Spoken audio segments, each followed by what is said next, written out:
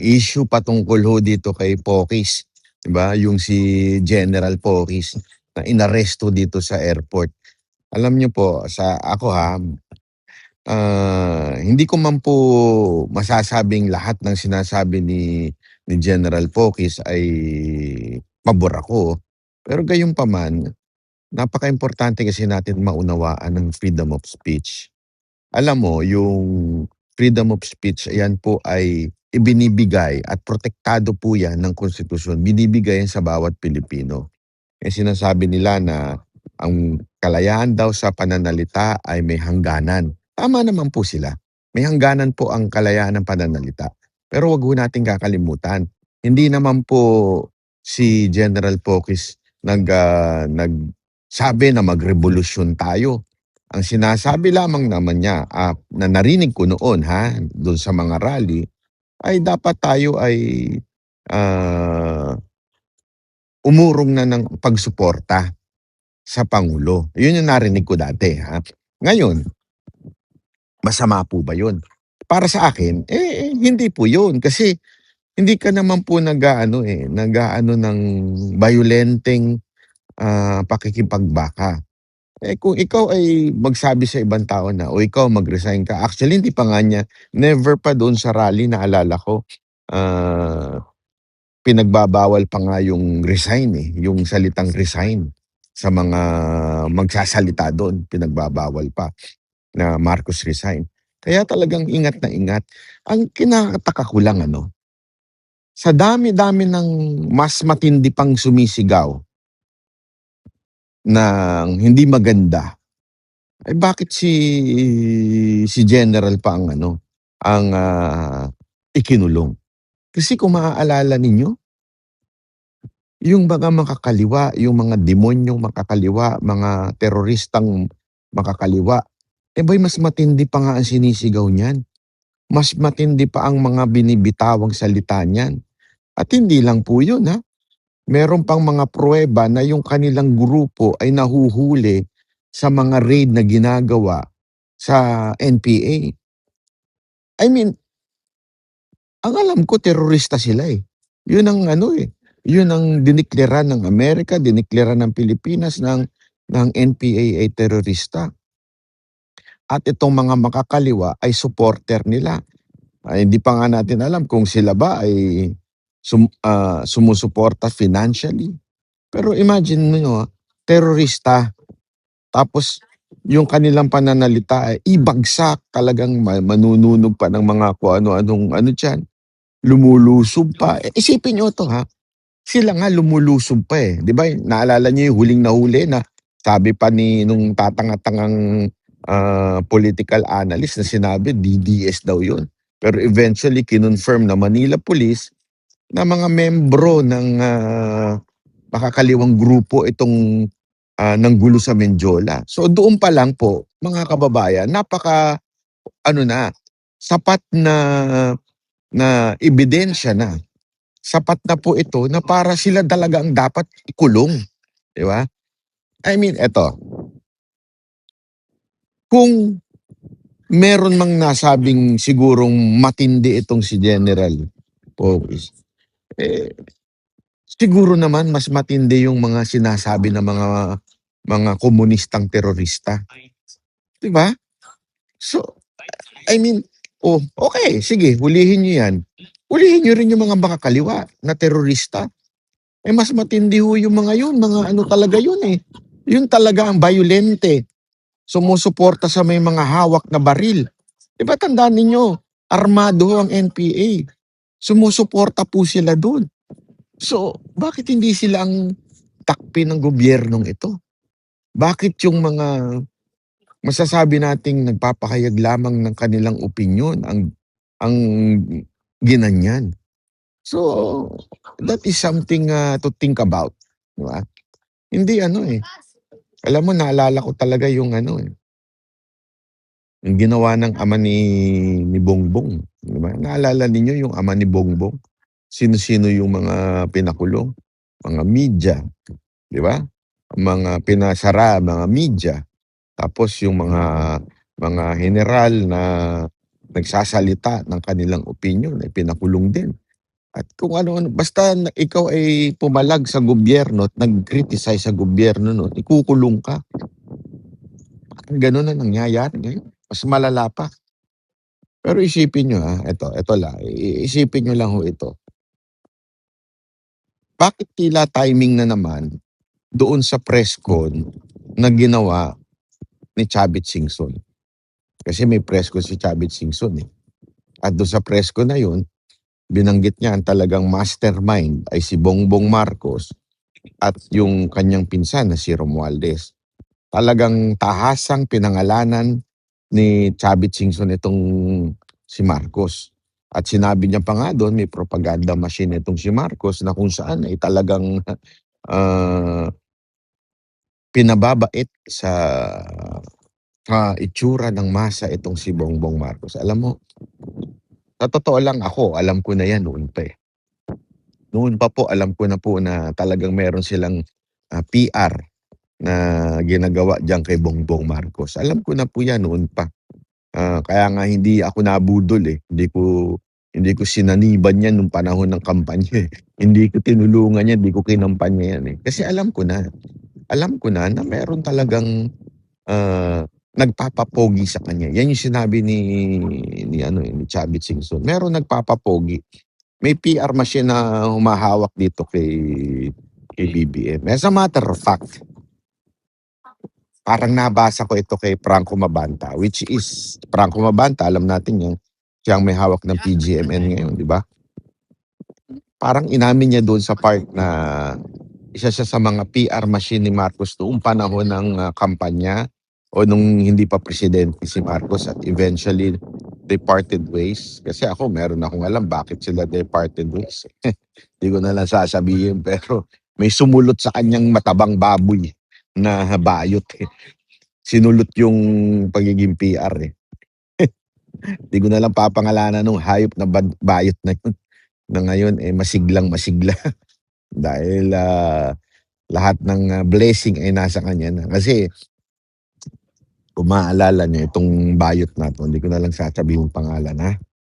Gustong pumapel niya nung panahon ni Duterte. Eh si Pangulong Duterte naamoy yung karakas niya. Kaya hindi pinayagang pumapel. Ngayon, nung panahon kay Marcos, alam mo naman si Marcos, mahina rin. Mahina rin siguro siya pagdating sa discernment. Eh, kinagat niya itong si Bayot na na PR. So, ang balita eh sinulot nitong Bayot na ito mula kay Franco Mabanta. So ano ibig ko sabihin mga kababayan? Isa lang ibig sabihin nito. Tama yung sinasabi ni Chavit Singson na meron talagang mga hinahire na PR etong si Marcos para talaga pumogi, para talaga bumait ang dating sa tao. Pero sabi niya nga, eh, mas malala pa ito sa tatay niya. Pagdating sa ugali, pagdating sa pagnanakaw, yan sinabi ni Chavit kayo na lang po humusga. Pero kitang-kita naman natin eh. Kasi ngayon parang mantakin mo, yung korupsyon, 2025 budget, pinaka-corrupt na budget. Mantakin mo, eh, para bagang siya pa ang savior ng korupsyon. Ibig sabihin, siya pa yung pinaka lumalaban sa korupsyon. Eh, mantakin mo, sa'yo nagsimula yung budget. Ikaw din ang nagtapos, ikaw rin ang pumirma. Tapos ngayon, ikaw pa ang bayani doon sa budget. Napakatinding katartaduhan yun eh, no? Tapos ito pa masama mga kababayan. Inulit pa yung budget. Diba? Ang tindi na nga nung mga iskandalong dinala nun, inulit pa. Inulit pa ho yung ganyang klaseng kalakaran ngayong 2026. Hindi, pero kasi, alam niyo kung bakit? Ito naisip ko lang kung bakit nangyari yan ngayon, bakit naulit yan. Pinapayagan natin eh. Hinahayaan natin. Yung naglabas, di ba? Si Lebiste, ano ginagawa natin? Itong mga pink tae, itong mga pink lawan, eh, pinasasama pa. Ang dating si Lebiste pumapapel lang daw para sa 2028 election. Isipin niyo yun may mga taong nagbubulgar na ng katiwalian sa gobyerno. Kesa na sana ay silipin, pag-aralan, sinasabi pa nating pumapapel lang o gusto lang o kaya maka-Duterte lang. Ano talagang mangyayari? Kaya nga ako 'di ba sabi ko nga ho sa inyo medyo yung aking pong, pagtingin, matatapos ni ano, ni Marcos itong kanyang termino. Oh, sa tingin ko kasi sinasabi ng iba, "Hindi matatapos 'yan, mapapatanggal din 'yan sa puwesto kasi sobra yung korapsyon." Sabi ko, "Hindi, sa tingin ko matatapos niya in 2020." Magkakaiba tayo ng opinyon, eh, pero ako sa tingin ko matatapos niya. Alam niyo kung bakit? Marami pa ring mga Pilipino nagbubulag-bulagan. Marami pa ring Pilipinong okey lang, tinitiis. Alam mo kasi mga Pilipino matiisin 'yan, eh. Marami sa mga Pilipino martir. Yung okey lang sa kanila na ginagago na sila. I mean, lantarang panggagago na, eh. Lantarang panggagago na ng gobyerno, eh, okey lang sa kanila. Kaya sabi ko nga, ah, aabutin na matatapos 'to si Marcos. Sabi ko sa inyo, dahil lamang eto na nga lang, eh, the mere fact that he won, 'di ba, nung eleksyon, indicates so much na talaga tayong mga Pilipino makakalimutin, ah, mapagpatawad, ah, at minsan, gullible. Hindi, alam niyo kung ba't ko nasabi 'yan? Yung Marcos pinatanggal na, eh, sinipa na sa Pilipinas 'yan, eh. Sila na ang nabansagang sa Guinness World Record na isa sa pinaka-kurap, 'di ba? O pinaka-kurap actually, hindi pala isa, pinaka-kurap pagdating ho sa pamamalakad, presidente. Pero no, sabi natin okey lang kasi we assume that,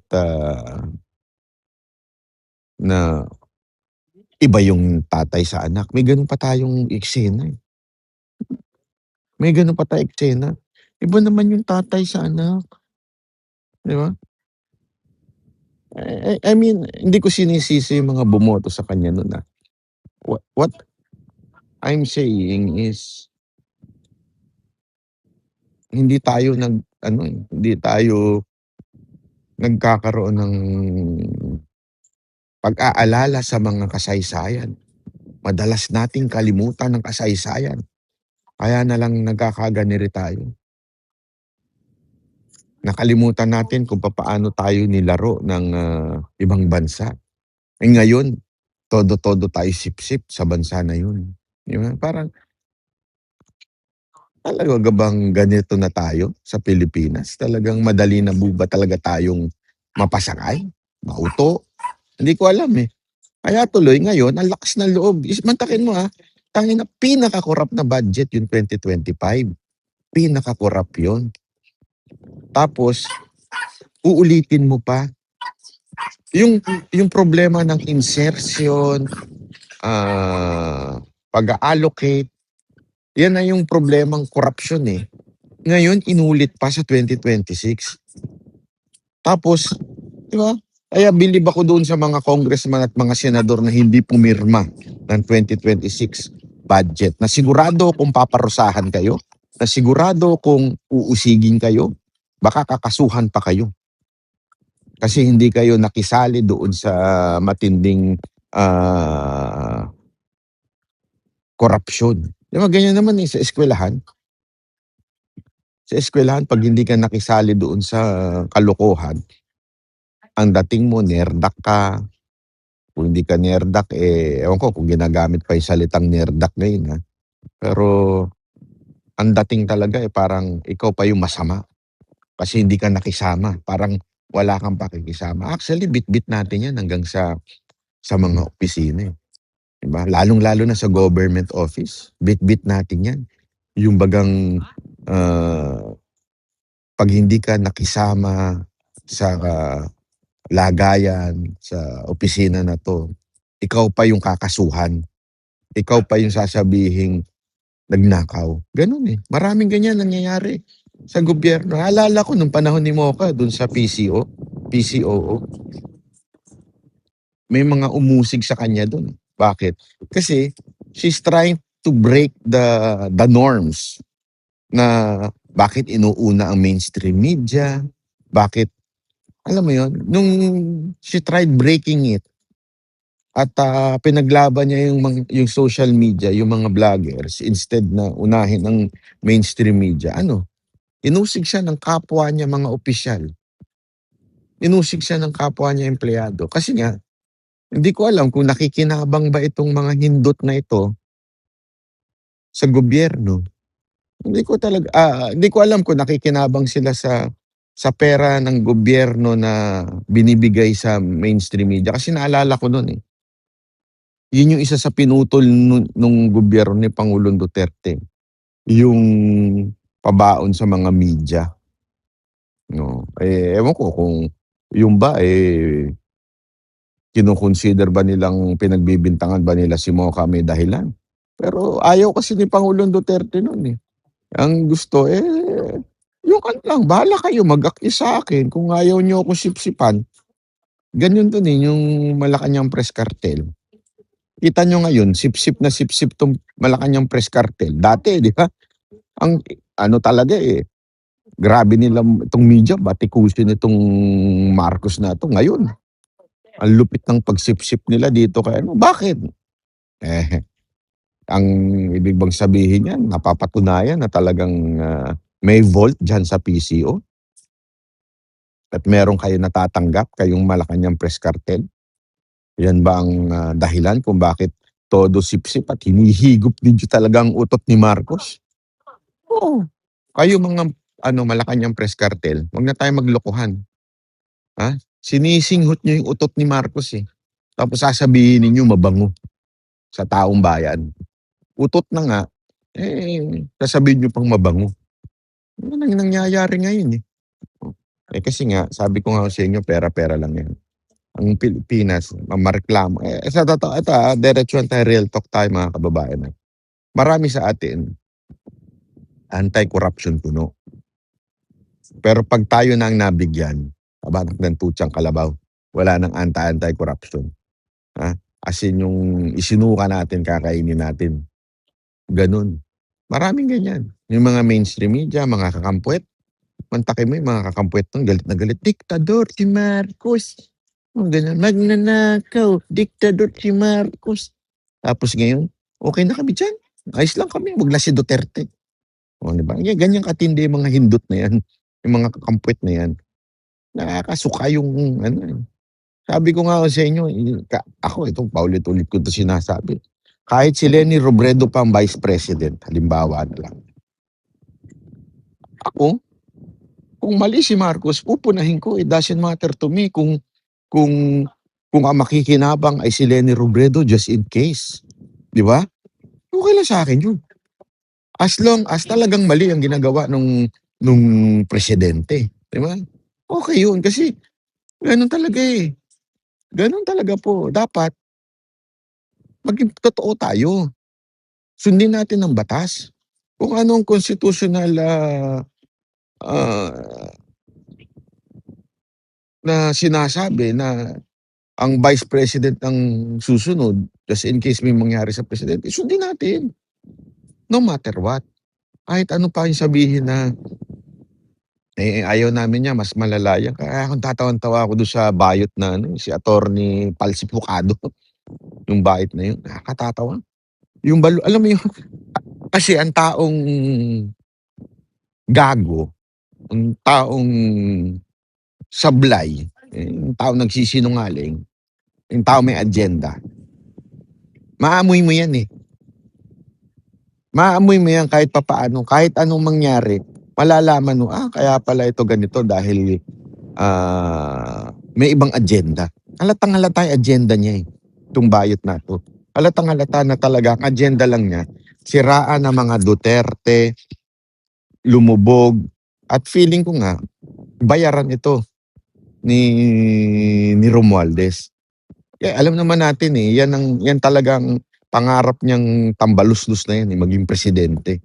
So, the best way is, 'di ba sinimula na nga yun, simula pa lang yung PI para siya maging prime minister, hindi kumana. Tapos yung, impeachment, hindi rin kumana. Talagang gustong hindi makatakbo si VP Sara Duterte, 'di ba? So, feeling ko naman ngayon nag-hire siya ng mga quote unquote political analyst kasi tandaan ninyo ha, bakit? Sumablay, eh, yung mga 'di ba naikukuwento naman sa inyo nila Jack, eh. Kahit ako naikuwento ko na 'to, eh. Yung vlogger na hina-hire ni Tamba noon, wala na, tumigil na, eh. Bakit? Kasi walang nagawa, eh. Walang resulta. Bagsak sa survey si Tamba. So feeling ko, nagbago sila ng pumihit ng konti. Instead na yung mga vlogger ang kinuha nila, eh, kasi mga bobo yung mga mantakin mo kumuha ng mga rapper na bobo, kumuha ng mga artist na walang kwenta, 'di ba, kung hindi bumatikos lang. Eh, feeling ko ngayon, ang kinuha na nila yung political analyst para kunwari matalino ta's kakampwet, 'di ba? Para lang hindi manalo hindi maging presidente si VP Sara.